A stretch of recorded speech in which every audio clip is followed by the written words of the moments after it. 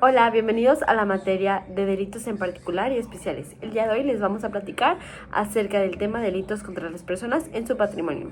Mi equipo, que está conformado por José Luis Mora de la Rosa, Perla Janet Arellano Castillo, Yadira Yolet Prieto Guadalupe y su servidora Yolibet Yasmín Gutiérrez Cruz. Somos el equipo Periteam de cuarto C. Hoy quiero hablarte de los delitos contra las personas en su patrimonio. Muy bien. Son todas aquellas conductas que afectan los bienes, las pertenencias o los recursos económicos de alguien. Aquí el bien jurídico protegido, como le dice el título, pues es el patrimonio. Es decir, todo lo que una persona posee y que le permite vivir de manera estable y segura.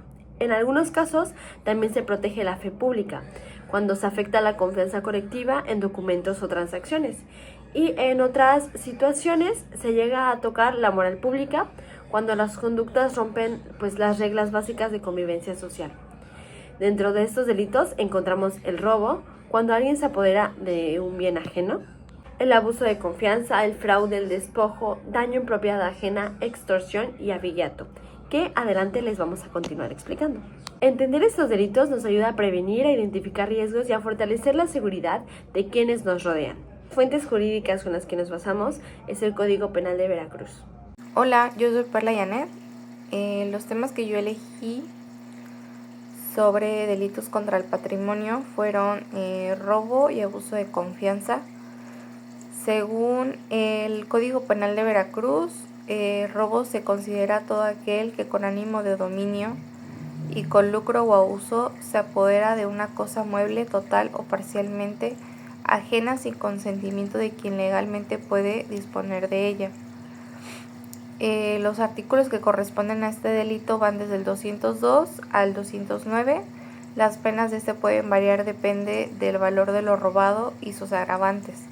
Por ejemplo, una persona que camina por la calle y alguien lo despoja de su teléfono celular, agarrándolo por la mano y huyendo del lugar, es un robo que se considera simple y que puede ser penado máximo con 5 años de prisión, según el artículo 202.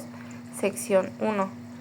En este caso, el sujeto activo sería la persona que toma físicamente el bien y quien ejecuta la acción típica, que es apoderarse de lo ajeno.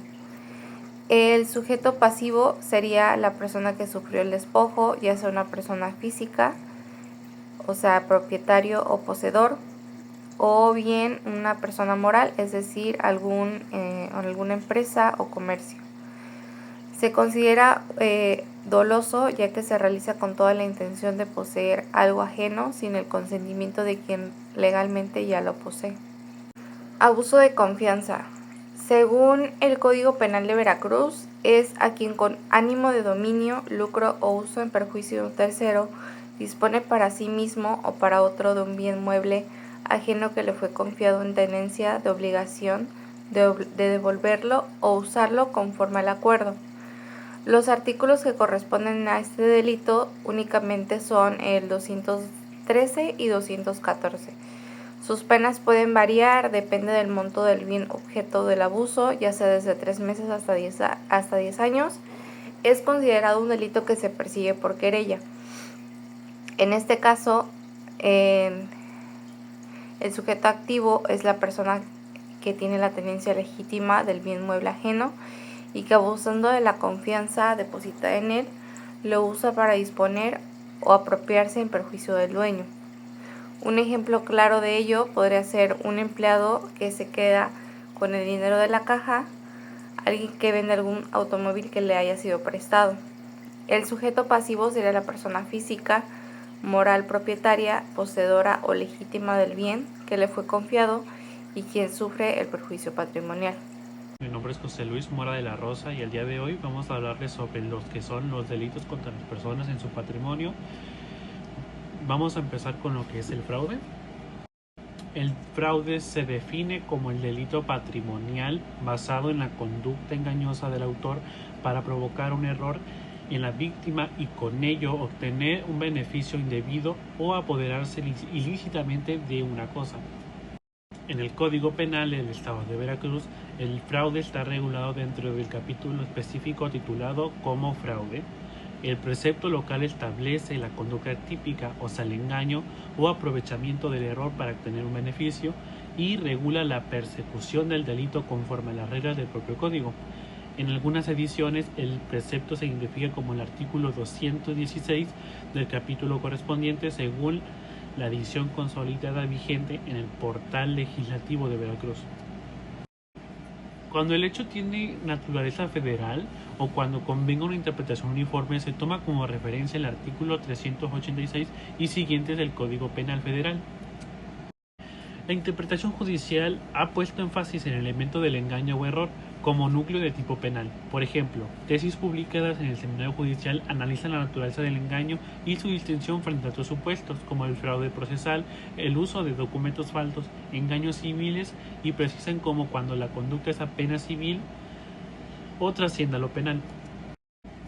La interpretación judicial ha puesto énfasis en el elemento del engaño o error como núcleo de tipo penal. Por ejemplo, en Internet se ofrece un automóvil que no se posee. Este recibe el dinero y desaparece. El engaño, que fue el anuncio falso, y el lucro obtenido, que fue el dinero de la víctima, cumplen elementos del fraude. Aquí la investigación debe demostrar el engaño intencional y que la persona no tenía intención genuina de transferir el bien. Otros de los ejemplos podrían ser un aprovechamiento del error, una confusión por teléfono. Una persona llama haciéndose pasar por cliente y ordena la entrega de mercancía a domicilio. El repartidor entrega pensando que es orden legítima y la persona le vende la mercancía. Aquí el punto clave es si hubo engaño telemático que indujo al error y si la persona tenía intención del lucro. Este ejemplo ayuda a explicar el requisito de error causado o aprovechado. Un elemento subjetivo es que el fraude requiere dolo, es decir, conocimiento y voluntad de obtener el lucro por medio del engaño. La simple negligencia o incumplimiento contractual sin engaño no suele alcanzar la punibilidad penal. El fraude es esencialmente un delito de engaño con consecuencia patrimonial. La política penal busca proteger el patrimonio individual frente a maniobras engañosas. Buenos días, mi nombre es Yadira Yolet Prieto Guadalupe y hoy les vengo a hablar sobre uno de los delitos patrimoniales que más afecta a la población, que es el despojo.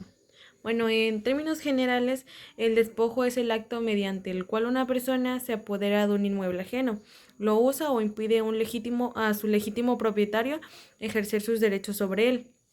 En Veracruz, este delito está tipificado en el artículo 222 del Código Penal, el cual establece que comete despojo quien sin consentimiento de quien pueda otorgarlo ocupe un predio, una vivienda, un local, un terreno o un derecho real que no le pertenece. Las sanciones no son menores. En el mismo artículo señala penas de 1 a 8 años de prisión, además de multas que pueden alcanzar 400 días de salario, y cuando el despojo se comete sobre bienes del gobierno, de los municipios o mediante engaños con fines de notificación ilegal, las penas se agravan aún más. Este delito no solo implica la ocupación física de una propiedad, también puede presentarse cuando se impide el acceso al propietario, cuando se colocan candados, cuando se construyen cercas o incluso cuando se simula un contrato para aparentar legalidad. Vamos a imaginar un ejemplo. Una familia hereda una parcela en una zona rural y un tercero se aprovecha de que la propiedad no es visitada a menudo. Coloca una cerca, introduce animales y asegura que ese terreno le pertenece. Cuando los legítimos dueños intentan entrar, él se los impide. En este caso encaja perfectamente en el supuesto del artículo 222 y la víctima puede denunciarlo penalmente. El despojo no solo genera pérdidas materiales, sino una profunda afectación emocional, pues vulnera la seguridad y estabilidad de las familias. Es un delito que ataca la dignidad del patrimonio personal y comunitario. Por ello, conocer la legislación y saber identificar cuando se actualiza este delito es fundamental para proteger nuestros derechos. Como segundo tema tenemos lo que es el daño a la propiedad ajena, que se define como aquel cuyo núcleo consiste en la destrucción, deterioro o menoscabo de una cosa, mueble o inmueble que pertenece o está en posesión autorizada de otra persona, ocasionando un perjuicio patrimonial. A diferencia de otros delitos patrimoniales como el robo o el fraude, en el daño no existe necesariamente un apoderamiento o lucro para el autor. El bien se daña o destruye, pero el autor no se enriquece con ello. En la doctrina se señala que este delito tutela no solo el derecho de la propiedad, sino el patrimonio en sentido amplio. La tutela penal está orientada a la protección del patrimonio de las personas frente a acciones destructivas o de menoscabo. El delito está tipificado en el Código Penal Federal en el capítulo 6, daño en propiedad ajena, en el artículo 397 y 399. En el que se dice que en el 397 prevé sanciones de 5 a 10 años de prisión y multa de 100 a 5,000 pesos para quienes la causen, mediante incendios, inundaciones o explosiones que dañan o pongan en peligro, según el caso, edificaciones, viviendas, muebles, objetos, archivos públicos, bienes culturales o bosques o cultivos, etc. En el artículo 399 se establece que cuando por cualquier medio se cause daño, destrucción o deterioro de cosa ajena o de cosa propia en perjuicio de terceros, se aplican sanciones de robo simple. En este caso, Veracruz operaría la forma federal supletoria para los casos donde no haya norma local específica, siempre que se cumplan los requisitos de competencia y los hechos se encuadren en los tipos de Código Penal Federal. La doctrina subraya que este delito protege la integridad del patrimonio sin que haya enriquecimiento del autor. La finalidad del derecho penal es reparar el menoscabo patrimonial y disuadir conductas destruyentes. Por ejemplo, uno de los casos más comunes es una persona que choca contra un vehículo estacionado, lo daña seriamente. Si la causa fue negligencia, exceso de velocidad, estado de ebriedad o distracción grave, la conducta puede calificarse como daño culposo bajo la norma del tipo genérico del artículo 399. Yo les hablaré acerca del delito extorsión. Cito textualmente, artículo 177 bis del Código Penal para el Estado Libre y Soberano de Veracruz. A quien por cualquier medio obligue a otro a dar, hacer, dejar de hacer o tolerar algo en su perjuicio o de un tercero para procurarse a sí mismo o a otro un lucro indebido o para causar un daño, se le impondrán de 5 a 10 años de prisión y multa de 100 hasta 500 unidades de medida y actualización diarias. El que comete extorsión que mediante violencia, amenazas o intimidación obliga a una persona a dar, hacer, no hacer o tolerar algo con el fin de obtener un lucro indebido o causar daños. Ahora bien, los elementos del tipo penal, como sujeto activo, pues la persona que amenaza o coacciona; como sujeto pasivo, pues sería la víctima que sufre la presión o la intimidación. La conducta, pues básicamente es usar violencia, amenazas o presión psicológica para obligar a la víctima a cumplir una exigencia. El bien jurídico protegido, principalmente el patrimonio, porque el objetivo es obtener un beneficio económico y pues también puede afectar la libertad y la seguridad personal de la víctima.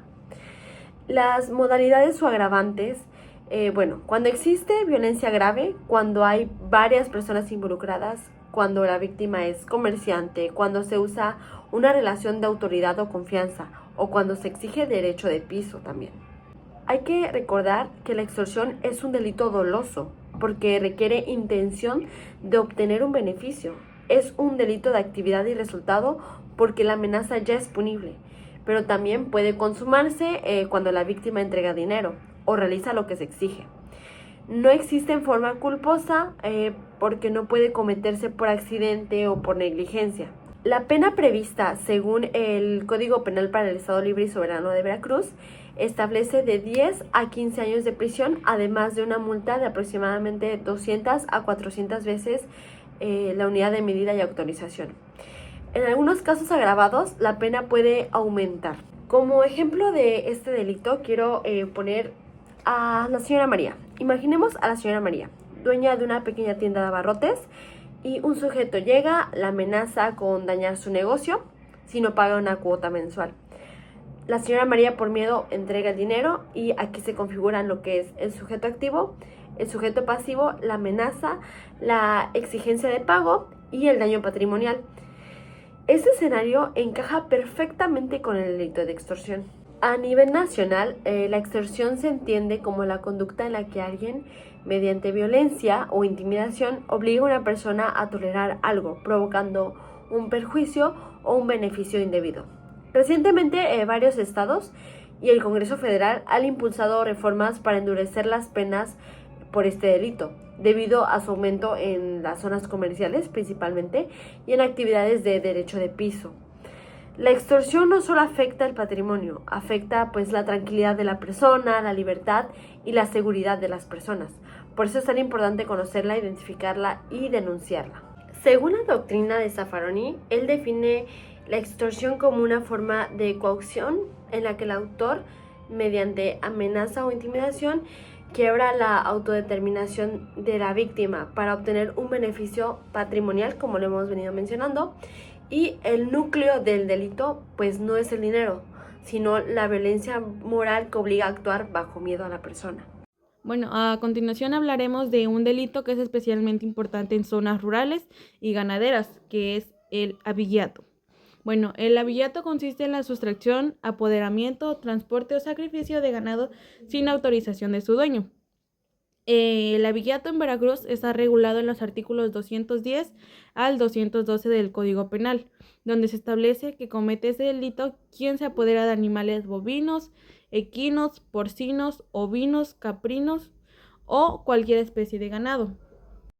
Las penas para el abigeato ordinario van de 6 a 12 años de prisión, además de multas considerables, pero las sanciones aumentan, como lo indica en el artículo 211, a hasta 15 años de prisión cuando el ganado sustraído es bovino o caballar, o cuando el delito se comete por varias personas, de noche, con violencia o mediante alteración de medios de identificación como aretes, marcas o tatuajes. Bueno, veamos un ejemplo. En un rancho, durante la madrugada, un grupo de 3 personas ingresa y se lleva a 2 vacas marcadas con hierro. Para evitar que las identifiquen, alteran las marcas y las trasladan a otro municipio para venderlas. Este caso representa claramente el abigeato agravado, pues se involucran varias personas, se actúa de noche y se modifica la identificación del ganado. El impacto del abigeato es profundo, afecta la economía de los productores, genera pérdidas millonarias y pone en riesgo la seguridad alimentaria y comercial del Estado. Combatirlo requiere tanto la aplicación estricta de marcos jurídicos como estrategias de prevención, como el uso de sistemas de identificación seguros y la denuncia inmediata. Conocer estos artículos del Código Penal permite a la población entender sus derechos y actuar oportunamente ante cualquier situación sospechosa. Al revisar los delitos contra las personas en su patrimonio, vemos que no se trata solo de pérdidas materiales. Cada robo, cada fraude, cada abuso de confianza o extorsión impacta directamente la seguridad y la estabilidad de las personas. Estos delitos muestran problemas más profundos, como la desigualdad, la impunidad y una creciente normalización de la violencia económica. La reflexión es clara. Proteger el patrimonio no es solo cuidar las cosas, es defender la autonomía y la dignidad de cada individuo. El derecho penal debe sancionar, sí, pero también prevenir y fortalecer las condiciones que reduzcan la vulnerabilidad de las personas. Entender estos delitos me permite construir y nos permite construir entornos más seguros, más justos y sobre todo más humanos.